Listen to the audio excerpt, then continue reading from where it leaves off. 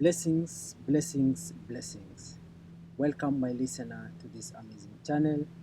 My name is Sam King, and I present to you the audio version of the Bible as it is written. Kindly let us subscribe and share with our friends as we celebrate the good news of our Lord Jesus Christ. And today we will look into the book of Genesis, chapter number 26. And I read, Now there was a famine in the land beside the previous famine in Abraham's time. And Isaac went to Abimelech, king of the Philistines, in Gerar. The Lord appeared to Isaac and said, Do not go down to Egypt. Live in the land where I tell you to live. Stay in this land for a while, and I will be with you, and I will bless you. For to you and your descendants I will give all these lands, and will confirm the oath I swore to your father Abraham. I will make your descendants as numerous as the stars in the sky, and will give them all these lands, and through your offspring all nations on earth will be blessed. Because Abraham obeyed me and did everything I required of him, keeping my commands, my decrees, and my instructions. So Isaac stayed in Gerar. When the men of that place asked him about his wife, he said, She is my sister. Because he was afraid to say, She is my wife, he thought the men of this place might kill me on account of Rebekah, because she is beautiful. When Isaac had been there for a long time, Abimelech, king of the Philistines, looked down from a window and saw Isaac caressing his wife Rebekah.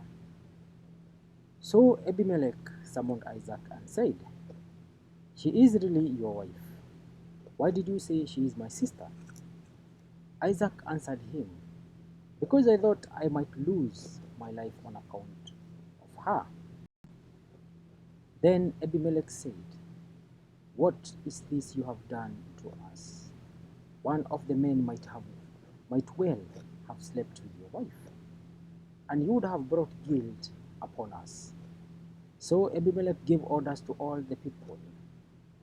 Anyone who harms this man or his wife shall surely be put to death. Isaac planted crops in that land, and the same year reaped 100-fold, because the Lord blessed him. The man became rich, and his wealth continued to grow until he became very wealthy.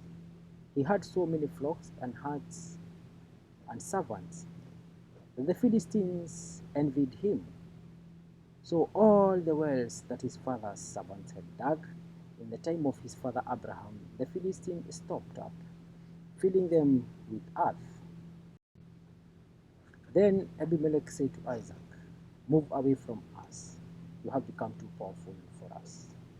So Isaac moved away from there and encamped in the valley of Gerar, where he settled.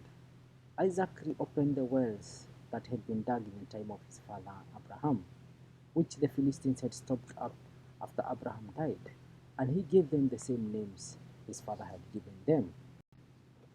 Isaac's servant dug in the valley and discovered a well of fresh water there.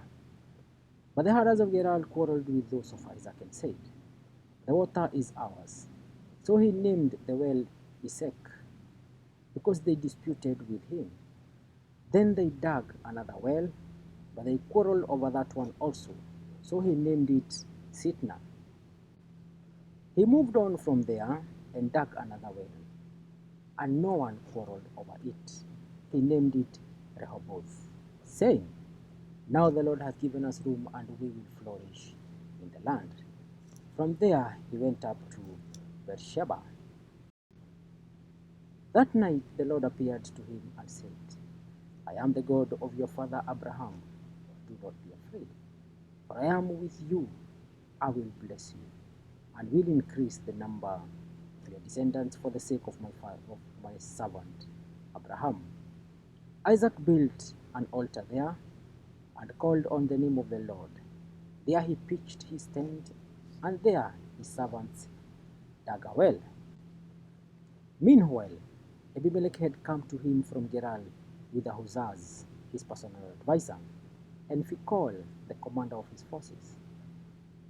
Isaac asked him, "Why have you come to me, since you were hostile to me and sent me away?" They answered, "We saw clearly that the Lord was with you. So we said, there ought to be a sworn agreement between us and you. Let us make a treaty with you, that you will do us no harm, just as we did not harm you, but always treated you well and sent you away peacefully. And now you are blessed by the Lord." Isaac then made a feast for them, and they ate and drank. Early the next morning, the men swore an oath to each other. Then Isaac sent them on their way, and they went away peacefully. That day Isaac's servant came and told him about the well they had dug. They said, "We found water." He called it Sheba. And to this day, the name of that town has been Beersheba. When Esau was 40 years old, he married Judith, daughter of Beeri the Hittite, and also Basmath, daughter of Elon the Hittite. They were a source of food to Isaac and Rebekah. Thank you, listeners.